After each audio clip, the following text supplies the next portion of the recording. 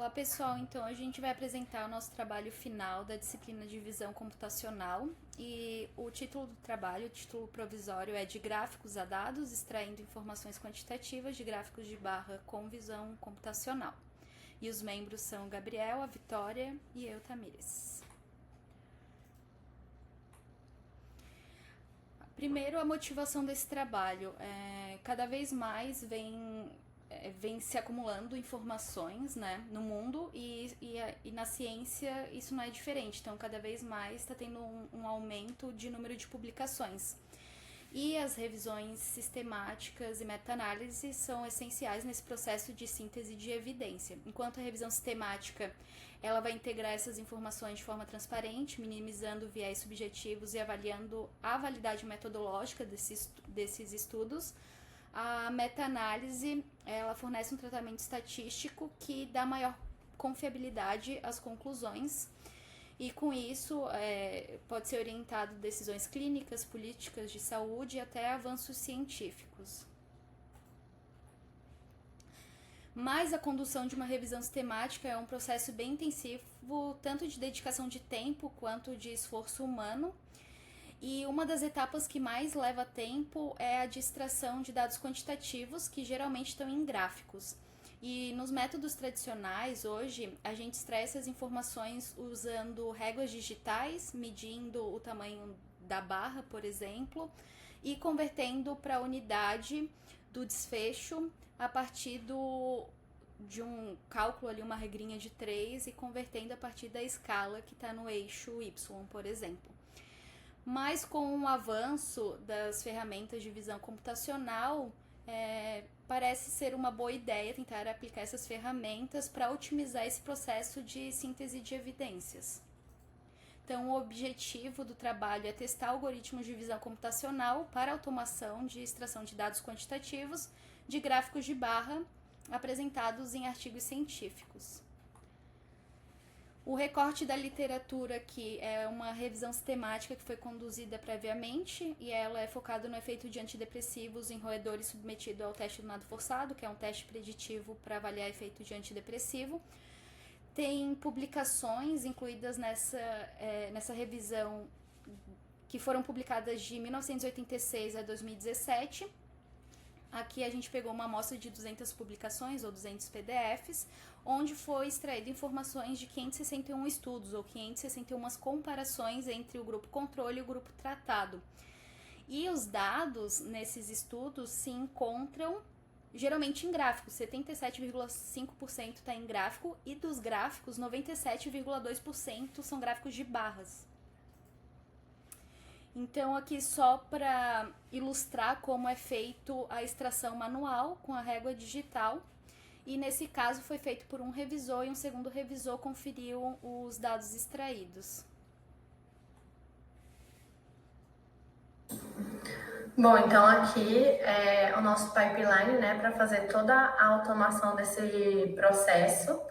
Então a primeira parte a gente vai começar com a extração de imagens dos PDFs, né, tanto usando uma visão mais clássica de visão computacional, quanto tentando usar Deep Learning. Então, no caso, a gente usaria a biblioteca do PyMoDF ou modelos como o FastRCNN ou o IOLO.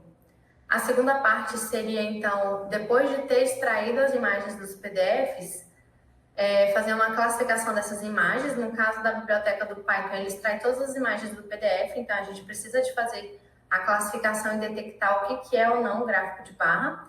No caso do modelo de Deep Learning, a gente pode fazer uma classificação, mas no sentido de melhorar a precisão do modelo para identificar, por exemplo, os falsos positivos que vêm na detecção do modelo. Então, a gente poderia usar a classificação nesse sentido. Aí, depois, também vamos usar técnicas tanto clássicas de visão computacional como de Deep Learning para fazer a identificação de regiões relevantes e depois usar o Tesseract e obter a extração das informações que a gente queria dos gráficos de barra. E aí, então, para a extração, a gente vai usar o PyMoPDF e o FastRCNN. O PyMoPDF é uma biblioteca do Python E o FAST é um modelo que a gente está treinando. E depois, no caso, para as imagens extraídas com o PDF, vamos usar então o classificador binário. Ele será aplicado para selecionar exclusivamente os gráficos de barra, descartando os demais, porque, como eu já falei, ele extrai todas as imagens que estão incorporadas no PDF. Então, a gente precisa do classificador para separar justamente o que é gráfico de barra. E para o FAST-RCNN seria mais para diminuir os falsos positivos. E os modelos, então, de classificação binária que nós usamos para identificar se é gráfico de barra ou não, os modelos clássicos foram Random Forest, Naive Bayes, regressão logística e Decision Tree. E os modelos de Deep Learning foram o ResNet, o MobileNet, o EficienteNet e o DenseNet. De todos os modelos de Deep Learning se sobressaíram sobre os modelos os modelos clássicos de visão computacional, e o modelo que a gente teve a melhor acurácia foi o ResNet, que quando aplicamos no dataset inicial, ele teve uma acurácia de quase 99%. Então, foi um resultado muito bom para a classificação binária. Já para a identificação de contornos relevantes, que são as partes relevantes de um gráfico, como o tamanho da barra e sua escala, a gente começou com tentativas de utilização de técnicas computacionais clássicas, como transformada de Holding para a identificação de linhas verticais e outros métodos e técnicas de visão clássica, como morfologia, entre outros. A acurácia foi deveras limitada a uma acurácia de 27% a 29%, e posteriormente, então, foi passado para a tentativa de uma nova abordagem por Deep Learning, né? Inicialmente, fizemos uma rotulagem do dataset com o auxílio das ferramentas clássicas, que apesar de delimitadas por uma acurácia baixa, ainda auxiliavam na rotulagem do dataset. Após o treinamento de 352 amostras, sendo destas 70 para validação, tivemos uma acurácia esperada de 97% a 98%, o que é muito mais relevante do que os 27%, 29%. Posteriormente, todos esses dados passaram por uma utilização nova de técnica clássica para identificar retas de objetos que, então, seriam utilizados para a extração da altura e outros dados relevantes. Aqui está um gráfico básico de como funciona o modelo, o YOLO V8, onde aqui temos a classificação da escala e a classificação das barras.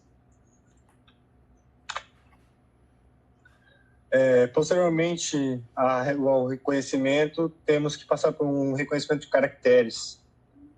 O reconhecimento de caracteres vai ser responsável pela coleta dos dados de cada barra, correspondente a cada barra e a seus rótulos, e correspondente a toda a escala e todo o seu correspondente técnico, né? Os cortes das áreas relevantes foram feitos e delimitados pelas coordenadas do modelo YOLO, e posteriormente, então, foi utilizado um modelo pré-treinado chamado Tesseract-OCR, uma biblioteca no Python, para extrair, então, os caracteres. Então, os resultados obtidos nas etapas evidenciam seu potencial, mas é necessário um refinamento para que a ferramenta seja acessível para usuários não programadores, que geralmente é o caso dos revisores.